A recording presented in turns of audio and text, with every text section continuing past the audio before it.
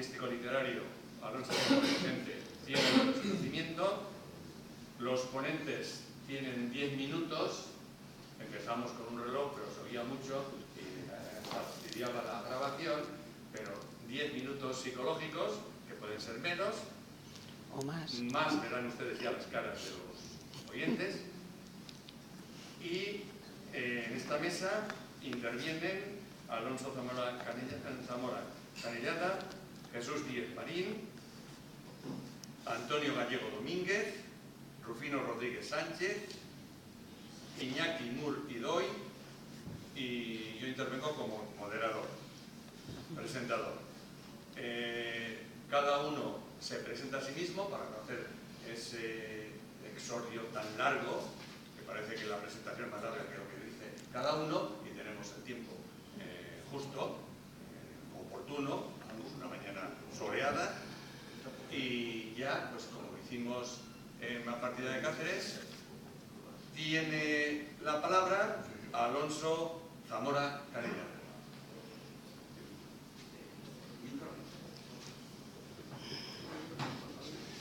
Ya simplemente, pero tienes derecho a la palabra. Bueno, muchísimas gracias por darme algún derecho, clarísimo.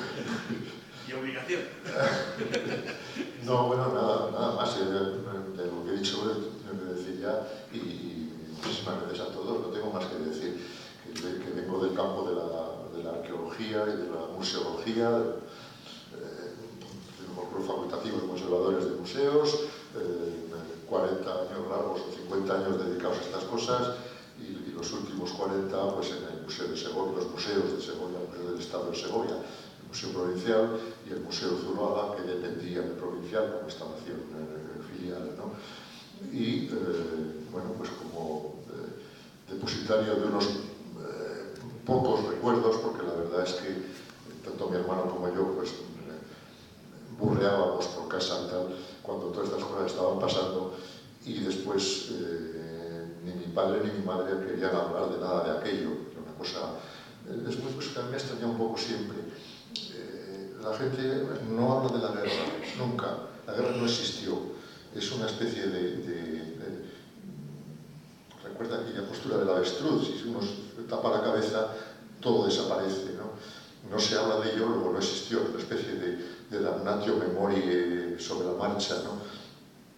Es así, no solamente en casa, sino porque hablen ustedes con cualquier persona que pueda tener recuerdos de aquello y nunca quieren sacarlos. Entonces, entre eso y que éramos realmente pues muy jóvenes, claro, tanto mi hermano como yo, pues eran temas que la vida de mis padres pues que no sabían. Siempre se conservan retazos de cosas, de memoria, de situaciones, pero vamos, son cosas siempre muy aisladas, muy, bueno, puras sensaciones muchas veces que no dan, que además la propia memoria deforma y las junta unas con otras, y al final, pues lo mejor es quedarse callado, que es mucho más sano para todos. Gracias. Gracias, Alonso. Tiene la palabra don Jesús Díez Marín. Tengo que satisfacerme porque es el alumno decano de Alonso Zamora Vicente con memoria viva. 94 años. Lo que no sepa él de lo que pasó cuando él tenía 18, creo, y le dio clase, y estuvieron 2 años de vacaciones por guerra, ¿qué harían aquellos jóvenes estudiantes que tampoco fueron a la guerra porque no tenían edad y estaban pues entre la quinta del superbiberón y los jovenzanos con 14? Tenemos un testimonio extraordinario, y he dicho que tenemos Capicúa, 94 años de edad un alumno y 20 años otro de Mérida, curiosamente un Capicúa perfecto. Don Jesús, farmacéutico de profesión, que no le gustaban las letras, pero que se hizo gran lector gracias a Zamora Vicente. Tiene la palabra por el tiempo que usted quiera. Muchas gracias. Bueno, pues yo, como tenía un sentido del humor, mi querido amigo Alonso, voy a decir que que voy a ser muy breve, brevísimo, ya he terminado. Es broma, es broma. Bueno, nosotros tuvimos una escolarización muy difícil porque nunca hemos tenido un sitio especial para estudiar. Teníamos varios sitios, pero todos eran malos, no había ni uno bueno. Entonces empezamos en la primera enseñanza, no me acuerdo de dónde, hasta que empezó la República y quitaron el cuartel de artillería, nos metieron en el cuartel de artillería, que le llamábamos el Arca de Noé, porque allí estábamos todos. Entrando, a la derecha estaba el Instituto de Segunda Enseñanza, enfrente estaba la Escuela de Bellas Artes, la cárcel, Hacienda, en fin, todos los pabellones estaban ocupados, por eso lo llamaban el Arca de Noé. El Instituto de Mérida fue ya instituto, es decir, dejamos ya a los profesores naturales de Mérida, que más que profesores eran industriales, que sabían algo, y esos eran los que nos daban un poquito de clase, porque algunos se cansaban. Y la República nos mandó a unos profesores estupendos de Madrid, de San Isidro de Madrid, y estuvimos estudiando hasta que empezó la guerra, en el 36, unos estudios estupendos, con unos profesores muy buenos, unos festivales de teatro que se celebraron en el Teatro Romano de Mérida, muy buenos, con Margarita Sirgo, Enrique Borrás, haciendo Medea y Electra, en fin, que fueron unos años muy buenos para la cultura de Mérida. La guerra la pasamos entre el pabellón que teníamos y por la guerra tuvimos que ir a las escuelas nacionales del centro, al lado del Arco Trajano, que se llaman las escuelas Trajano, y estuvimos allí, pues, no me acuerdo, muy poco tiempo, hasta que pasamos ya a este edificio, que tengo aquí, si lo queréis ver, cuando se inauguró el Instituto Nacional de Enseñanza Media, Santa Eulalia de Mérida. Esa se hizo, pues, al empezar. Esta era una casa que lo abandonaron los propietarios, estaba, pues, como abandonada, y el Ayuntamiento de Mérida se la regaló el propietario, no, esto lo compró el Ayuntamiento para don José Fernández López, que había hecho mucho por Mérida. Y entonces, por hacerle un le regaló esta casa porque ellos pensaban que no iba a vivir en el matadero. Pero él, esta casa, no la quiso porque vivía muy bien en una planta del matadero de Mérida y la dejó, la arregló un poquito y ahí nos metimos nosotros, hicimos al Instituto de Mérida, el Ayuntamiento de Mérida, como natural. Y tengo la fotografía de cuando se hizo la casa, se arregló completamente y ya se puso el instituto. El instituto, pues, siguió, como se fueron los madrileños que vinieron cuando la guerra, pues siguieron los mismos paisanos nuestros que tenían un poco de cultura y los daban clases, hasta que en el año 40-41 aparecieron los madrileños de San Isidro, entre ellos el mejor profesor que yo he tenido, y he estado estudiando desde muy temprano, pues no sé, desde ya 6 años, 7, hasta que he cumplido los 80, pues no he tenido mejor profesor, y lo digo sinceramente, que Alonso Zamora Vicente. Es el mejor profesor que he tenido y creo que nadie ha tenido un profesor como él.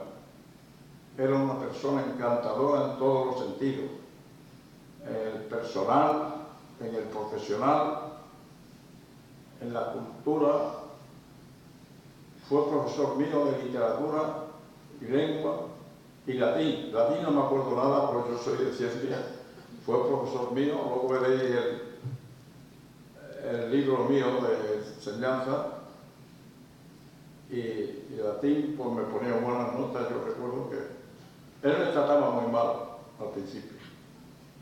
Me puso en el pelotón de los torpes. Lo puso a 3. Ese era el pelotón de los torpes. Era Diego Lozano, que fue jugador internacional de España durante 5 años. Lo fichó el Atlético de Madrid.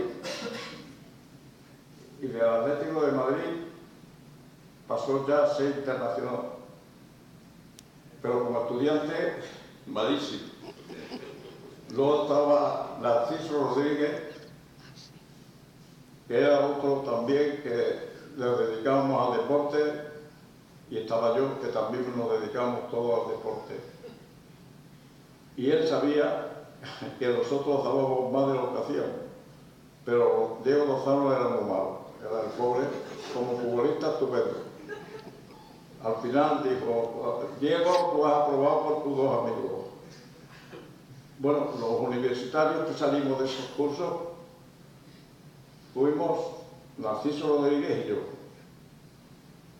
Lo demás, ahí tengo la fotografía de algunos estudiando con un señor que fue muy conocido en Mérida, era practicante, fue el profesor de dibujo, don Marceliano Santamaría, abuelo de estos Santamaría, que uno de ellos fue embajador de España en Estados Unidos. Este era el profesor de dibujo y ahí estamos, pues nada, estudiaríamos, no sé, sería el primero o el segundo. Solo queda, yo no sé si vive todavía, Luis y Gallardo, pero no sale, ¿no? Los demás han muerto todos. Les puedo decir que después de la guerra había pocos profesores en los colegios, institutos de medio. Había profesores de poca formación, hacían lo que podían. Para completar el claustro de profesores, trajeron docentes de otro sitio. Fue el caso del profesor Alonso Zamora Vicente. Alonso Zamora vino a casa de una familia que vivía en la Rambla de Santa Eulalia, muy cerca de Los Hornitos. Lo que yo recuerdo después de hablar con mi hermano Adolfo, que era el amigo donde vivió, en la casa que vivió, en esta familia, la cabeza de familia era empleado de una tienda de comercio, de aquí de Mérida, llamado Los Leones. Y el hijo, Agapito Nieto, muy amigo mío y de mi hermano, trabajaba en el Banco Hispanoamericano. Yo le dije a Antonio que seguramente esta familia era familia de Alonso Zamora y que se puso en contacto con él cuando se enteró Alonso, se venía a Mérida. Pero luego he desechado esa idea y he visto en el libro escolar mío que había un compañero suyo de Mérida que vivía también muy cerca de Agapito, que se llamaba Nieto, Ángel Nieto. Por eso quiero saber qué fue él. Era emeritense, profesor de ciencias naturales. Y yo creo que él, como Mérida estaba pasando el año del hambre más grande que hemos tenido, pues cogió una casa en lugar del Hotel Comercio, que era lo mejor que había en Mérida, pues lo hizo interno en esa casa y allí vivió los años que estuvo en Mérida, vivió en la casa de Agapito. Creo, porque yo lo dejé aquí en Mérida para estudiar ya farmacia. Yo creo que él se vino a casa de esta familia para buscar un sitio donde quedarse. lo único que había en Mérida era el Hotel Comercio. Está enfrente, bueno, ya no, estaba enfrente de la tienda de los Montosa. El año 41 fue llamado el año del hambre y esta familia le dijo que no buscara más y que se quedara con ellos. Al profesor Alonso Zamora le gustaban las casas antiguas, las flores. Le encantaban todo Mérida. Se paseaba y donde veía una casa con flores, los célebres geranios, se quedaba quieto, mirando a años, bueno, a horas y horas, mirándose. Entre ellas teníamos nosotros, en la calle Santularia 13, un balcón que mi hermana María lo tenía siempre lleno de geranios y de flores, y me decía, Jesús tiene la casa más bonita, pero hay otra casa más bonita todavía que la tuya. Y era una casita, que Antonio, que la tengo enfrente, se acordará, es muy joven, a lo mejor no se acuerda, que había enfrente de la iglesia Santa María. Era una iglesia de pueblo de 2 plantas, con sus portales, llena de flores, de geranios, esos geranios que se dan también aquí en Mérida. Y él le gustaba muchísimo. Siempre hablaba de la casa, de la plaza de las flores.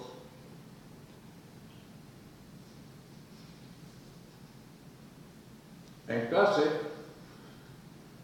nos puso los que llamaban el pelotón de los torpes, a Narciso Rodríguez, a Diego Lozano y a mí. Cuando nos dio las notas nos dijo que éramos poco estudiosos y nos dijo que teníamos que estudiar más.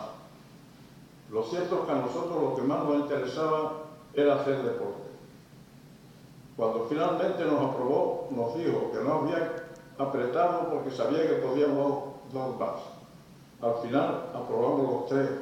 Diego por nosotros, dice, Jesús y Narciso te han hecho aprobar. Pero luego después las clases eran tan interesantes que no perdíamos nada. No teníamos que estudiar. Por lo que nos decía él, lo retenía y bueno, de literatura yo no sabía absolutamente nada. Pero él nos hacía leer y hay un libro que para mí fue El Quijote, el que me hizo las primeras lecturas, y luego la historia de San Michel, que os la recomiendo. Ahora está hecha la edición de la historia de San Michel sin los cortes que le hizo la censura de la época de la dictadura. Se puede encontrar en cualquier librería. Él apreciaba tanto la historia de San Michel que no había un día que no nos sacara para decirnos algo de la formación de la lengua española a través. Y esta historia de San Michel era hecha por un cardinal que se fue a Italia, se enamoró de Italia, a Roma, y luego se fue a la isla de Capri, y de Capri se enamoró tanto que hizo una isla tan buena y tan bonita que a mi hermano José se lo recomendé yo para el viaje de novio, que se fuera a la isla de Capri y viera la historia de San Michel, vamos, la casa de San Michel que él la reparó, al ser el monte, que era el que hizo esta obra tan importante. Yo nunca he sido de letras. Él te me daba latín y yo ni me acuerdo siquiera. Las ciencias me daban mejor. Pruebas de ello son las notas de instituto, que al final estudié farmacia. Pero en las clases de lengua y literatura, el profesor Alonso Zamora explicaba con mucho entusiasmo. Captaba tu atención y no te distraías de nada. Las clases se hacían cortas. Eso nos enganchaba a la asignatura.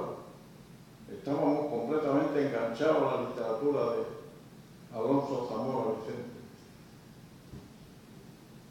Sobre todo recuerdo la lectura del libro de la historia de San Michel, aunque también leímos otros libros y novelas de autores como Blasco Ibáñez, Rosalía de Castro, Benito Pérez Galdós. Pero la historia de San Michel me gustó mucho. Me dio la sensación que era su libro de cabecera